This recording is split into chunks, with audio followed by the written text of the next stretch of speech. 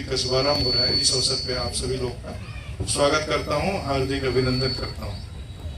ये हमारे लिए बड़े गर्व की बात होती है कि पूरे वर्ष में हम एक बार इस तरह से अपनी आने वाले पीढ़ियों में संचेतना लाने के लिए इस तरह के कार्यक्रम आयोजित करते हैं ताकि उनमें अपने विरासत के प्रति जागरूकता पैदा हो। इस पूरे सप्ताह का उद्देश्य यही होता है कि हम अपने विरासत के प्रति, और जब मैं विरासत कहता हूँ तो विरासत से हमारा तात्पर्य सिर्फ और सिर्फ ये स्मारक या स्थल ही नहीं होते हैं। विरासत से हमारी वो सारी विरासत सम्मिलित होती हैं जो अमूर्त भी है। ये तो मूर्त हैं जिनको हम देख पा रहे हैं, ये मंदिर है, ये बुद्धिस्ट हेरिटेज है, जैन हेरिटेज है, आर्कियोलॉजिकल साइट्स हैं, तो ये तो हम जिनको हम आंखों से देख पा रहे हैं। लेकिन हमारे विरासत तो वो भी है जिनको हम देख नहीं पा रहे हैं, अमूर्त विरासत, जो जिसमें हमारी बोली है, जिसमें हमारी भाषा है, जिसमें हमारे लोक संगीत हैं, जिसमें हमारे रीति रिवाज हैं, पर्व त्यौहार हैं, तो ये भी हमारी उसी विरासत का हिस्सा है। और जिस तरह से हम ये संचेतना पैदा कर रहे हैं कि लोगों में इनके प्रति सम्मान का भाव हो, उसी तरह से हमें अपने उन रीति रिवाजों को भी जीवित रखना है। तो इस अवसर पे अच्छा, इसमें क्या हुआ कि इस तरह की चीजें लुप्त होती जा रही थी विश्व में।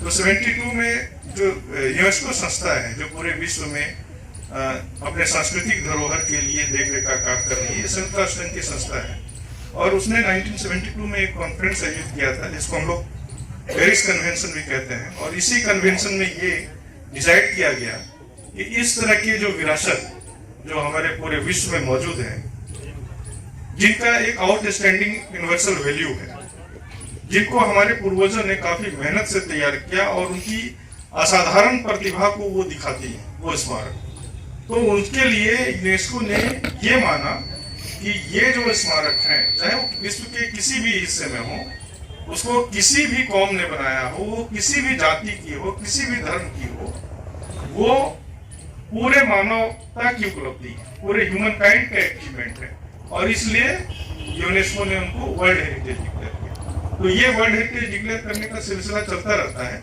साल दर साल पेरिस में मीटिंग होती है, उसमें बहुत सारे प्रपोजल जाते हैं, और उस प्रपोजल में कई सारे नॉमिनेशन रोजियर सारे देश आते हैं, और फिर यूनेस्को जिनको समझती है कि वास्तव में ये प्रपोजल जो ये महत्व जो स्मारक है या साइट है या जो भी, जैसे अभी दुर्गा पूजा को भी इंटेंजिबल हेरिटेज के रूप में डिक्लेयर किया गया, बंगाल की दुर्गा पूजा, तो यूनेस्को जिसको समझती है कि यस, ये जो है हमारे पूर्वजों की एक आउटस्टैंडिंग अचीवमेंट है और जिनको हमें बचा के रखना चाहिए, उनको वर्ल्ड हेरिटेज का टैग देती है, और वो वर्ल्ड हेरिटेज साइट या मोन्यूमेंट या ट्रेडिशन के रूप में वो डिक्लेयर हो जाता है।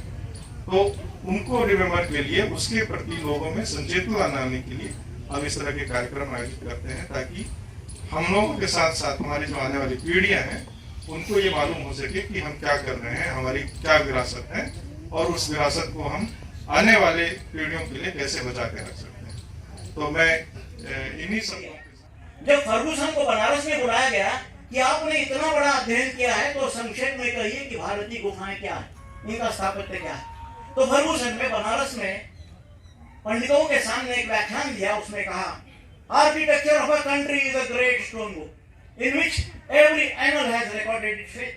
Those who run through it can easily read it. इसी देश का स्थापत्य एक किताब होता है, उसमें हर विरासत अपना अपना लेख लिखती है, जो भी कोई पधारता है, चलता है, वो अपने सभ्यता के बारे में पहचान लेता है। इसी के साथ साथ भारत में स्टेला क्रिमिस ने लिखा है, there are 1200 cave temples in India, out of which 900 are Buddhist caves, 200 are Jaina caves, and 100 are Brahmanical caves. These cave temples are the living monuments. They are the social milieu and ethos of the people. हमारे देश के जीवन का संगीत, संस्कृति का संगीत इसमें लिखा हुआ है। रविन्द्रनाथ जी टैगोर महाकवि थे, जब उन्होंने एलोरा अजंता की गुफाएं देखी तो उन्होंने क्या कहा, उन्होंने लिखा था, उन्होंने कहा था, communication through the sculptures is more effective than communication through books.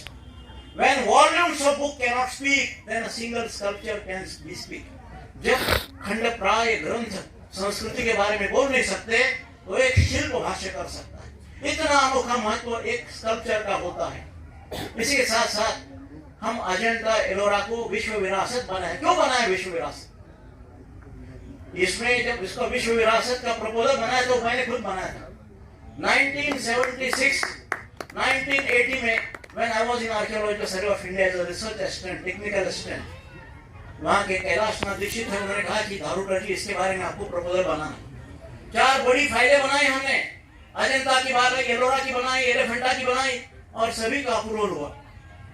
जब किसी साइट को विश्व धरोहर बनाया जाता है उसमें 5 चीजें देखी जाती है। What is the unique contribution of the structure, ये मॉन्यूमेंट का वैशिष्ट्यपूर्ण योगदान क्या है। दूसरा ये होता है in which conditions natural environment the monument is prepared, कौन से नैसर्गिक अवस्था में ये मॉन्यूमेंट बना है। अब अजंता में जाइए, बहुत ही बड़ा विशाल ऐसी गुफाएं हैं, जैसे कि लगता है कि अर्धचंद्राकृति गुफाओं से हमें एक सुंदर संस्कृति का भाष्य होता है।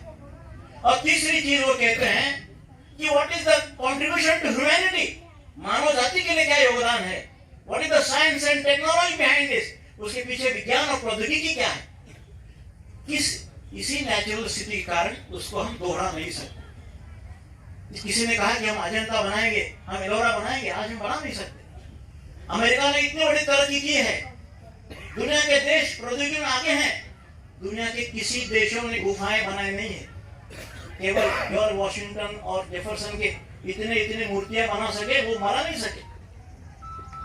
केव architecture is a unique science and technology in India. गुफाएं जब बनाते थे तो उसकी सूचना, उसके विज्ञान और प्रौद्योगिकी भारत में एक वैशिष्ट्यपूर्ण थी। हमारे दक्षिण पश्चिमी मंडल का बहुत अच्छा ग्रंथालय है जिसमें मैंने प्रयोग किया है, करीब 2 लाख किताबें हैं। उसमें किताब है दिशा सूत्र, कैसे मंदिर बनाया जाता है, कैसे गुफा बनाई जाती है, कौन से दिशा में बनाई जाती है, उसको ईस्टर्न डायरेक्शन में क्यों फेस का फसाड होता है, उसमें जो इंस्क्रिप्शन लिखा जाता है उसमें क्या अर्थ होता है। यावत चंद्र दिवा करो, जब तक ये सूर्य चंद्र है तब तक ये शिलालेख रहेंगे, तब तक ये गुफाएं रहेंगी, क्यों लिखते हैं वो, क्या होता है मीनिंग सिंबल्स का। अब अजंता में चैत्य गवाक्ष है, उसका मीनिंग क्या है। जिससे प्रकाश का चैतन्य पर्व आता है उसको चैत्य गवाक्ष कहते हैं। हमारे जैन गुफाओं में मानस स्तंभ होते हैं, क्या उसका अर्थ होता है। पूर्ण कलश होता है, उसका मीनिंग क्या होता है। तो हर प्रतिमा का एक अर्थ होता है, उसका अर्थ संस्कृति से निगडित होता है।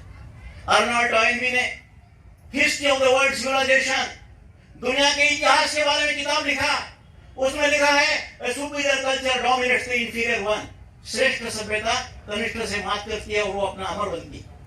दुनिया में 24 सभ्यताएं थी, उसमें से केवल 2 बची है, एक इंडिया की और दूसरी चाइना की। सुमेरियन, बाबिलोनियन सब सभ्यताएं इतिहास में नष्ट हो गई, लेकिन भारत की सभ्यता क्यों अमर है, क्यों अक्षर है। टॉयनबी लिखते हैं there are 2 ways, one is the way of devastation, another is the way of protection। एक है विध्वंस का मार्ग, एक है रक्षण का मार्ग। भारत का मार्ग जो है पुनर्रचना का मार्ग है। हम कहते हैं वसुधैव कुटुंबकम, हम कहते हैं अहिंसा परमो धर्मः,